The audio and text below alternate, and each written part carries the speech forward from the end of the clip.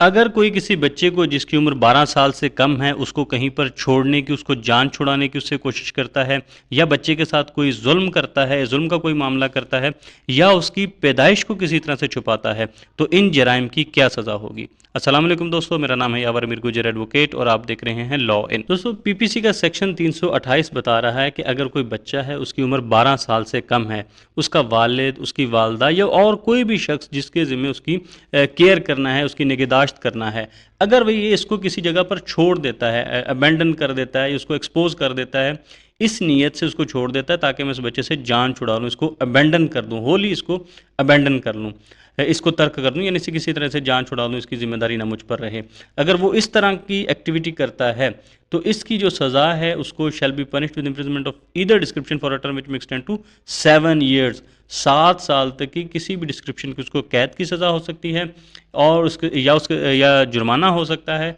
या फिर दोनों भी हो सकती हैं। सेक्शन 328 की एक्सप्लेनेशन में ये बात वाज़ेह कर दी गई है कि ये जो सेक्शन है 328 के बच्चे को तर्क नहीं करना, या उसको ये सज़ा जो 12 साल से कम उम्र बच्चे को अबेंडन नहीं किया जा सकता,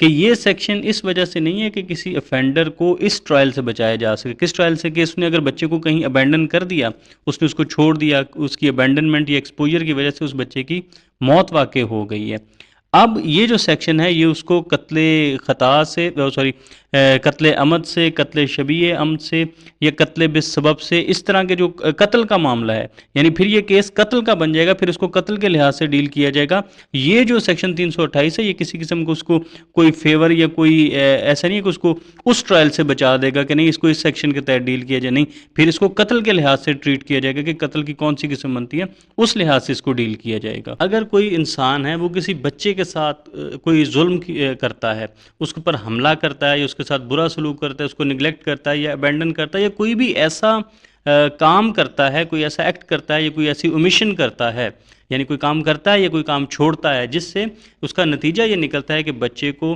कोई नुकसान पहुंच सकता है, उसको कोई जिस्मानी नुकसान पहुंच सकता है, या कोई साइकोलॉजिकल इंजरी उसको पहुंच सकती है, तो ऐसे इंसान को फिर कैद की सज़ा होगी। और ये कैद की सज़ा है किसी भी डिस्क्रिप्शन की हो सकती है,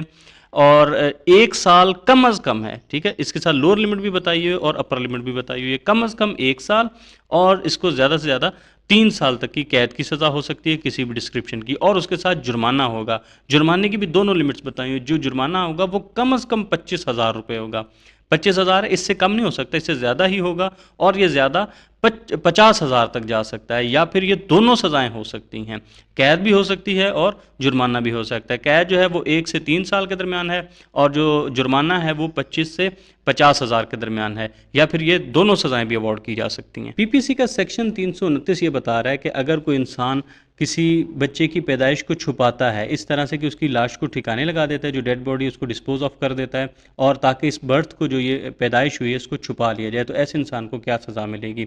जो कोई भी बच्चे को चुपके से ना दफन कर देता है या डिस्पोज ऑफ कर देता है बॉडी को, चाहे वो बच्चा पैदाइश से मर गया था, पैदाइश से पहले या पैदाइश के बाद या बर्थ के दौरान, ठीक है, जब उसकी पैदाइश हो रही थी उसी वक्त, वो किसी भी वक्त अगर वो बच्चा वफात पा गया था, तो उसको इसे चुपके से छुपा रहा, ताकि कोई ऐसी कोशिश की जा रही है कि इस बच्चे की पैदाइश को छुपाया जा सके, तो ऐसे इंसान को जो सज़ा होगी वो इम्प्रिजनमेंट की सज़ा होगी किसी भी डिस्क्रिप्शन की, जो कि 2 साल तक की हो सकती है, यानी 2 साल की किसी भी डिस्क्रिप्शन की कैद की सज़ा हो सकती है, या जुर्माना हो सकता है, या फिर दोनों भी हो सकती हैं।